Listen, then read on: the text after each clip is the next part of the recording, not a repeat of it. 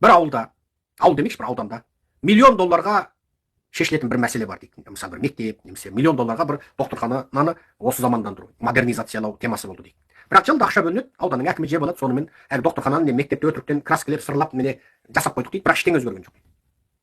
Енді осыны сол ауданның, мысалы аудан демекші, қаланың белсенділері көтерді дейді. 1 миллион доллардың мәселесін 1 миллион доллармен бәрі шешіледі.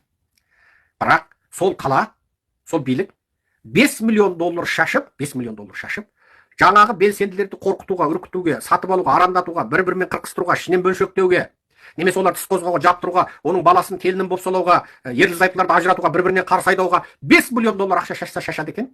Бірақ 1 миллион долларға әлгі докторхананы не мектепті жасамайды.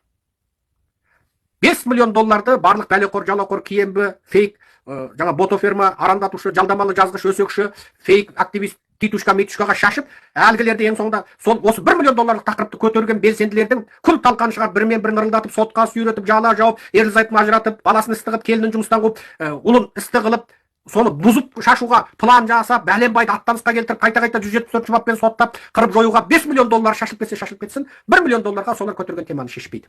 Міне бұл қазіргі билік.